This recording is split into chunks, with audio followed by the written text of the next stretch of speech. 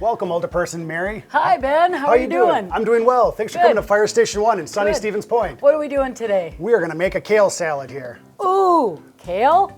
Kale is one of my summertime favorites. Okay. Yep, it grows great in the garden around here, and it can even handle a serious frost. We're talking 20 degrees. Really? And most vegetables will freeze out and kill, but as long as the roots are not frozen, kale will bounce back the next day and it'll be better than ever. So it extends your harvest long into the fall.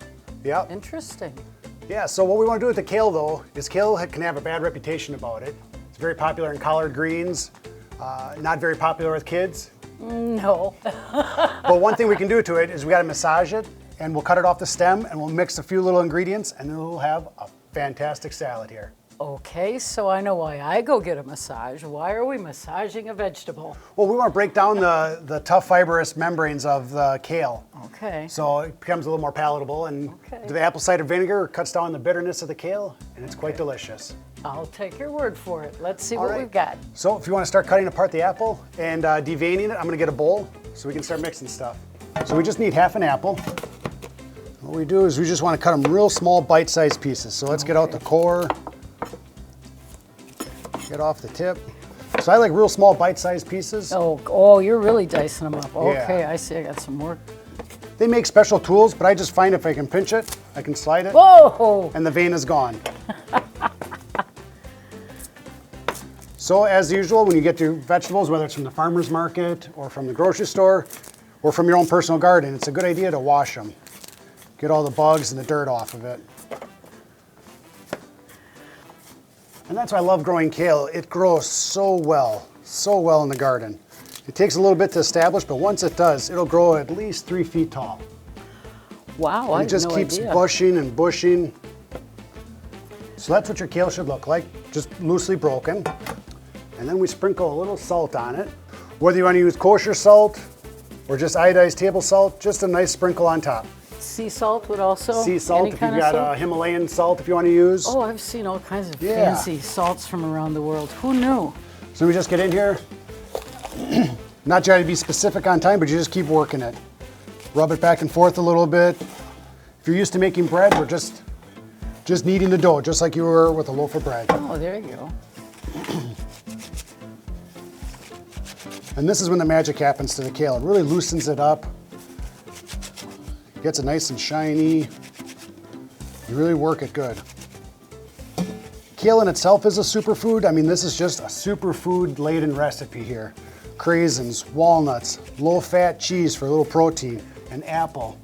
Yeah, I've read that dark leafy vegetables are very, very healthy. Yep. All right, now that we've got this massage for a good 2 or 3 minutes, and it's all kind of taken on a wet consistency, now we just add our ingredients. Okay. So we'll add in our apple, our black walnuts, or I should say our walnuts, craisins, a tablespoon of apple cider vinegar. Looks good so far, all the right stuff. And as promised, feta cheese. Now what makes this recipe so versatile is if you don't have walnuts, you can use almonds. You don't have almonds, you can use pine nuts. You don't have feta cheese, you can use blue cheese.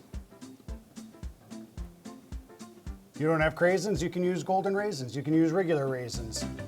You can omit them and use currants. You could use dried raspberries, fresh raspberries. This is such a versatile salad that pretty much will fit into any season we have. Throw it in here. Here we go, let's toss that one more time. Looking good there. Yeah, look how colorful that is. Reds, whites, greens, it's delicious. And you don't have to use a Granny Smith. I use whatever apple I have in season. Granny Smiths are fairly tart apples. If you wanted something sweeter, you could go with a Honeycrisp or maybe a Gala, something like that, that would still stand up, but Granny Smith are good apples. Yeah, it all depends on what you want to get out of it. Exactly. Yep. You make it to taste.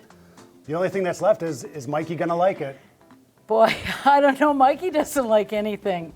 We'll find out. I guess we will. What's this stuff? It's kale salad. It's supposed to be good for you. Did you try it? I'm not gonna try it. You try it. I'm not gonna try it. I know. Let's get Mikey. He won't eat it. He hates everything. He likes it! Mikey, he likes it!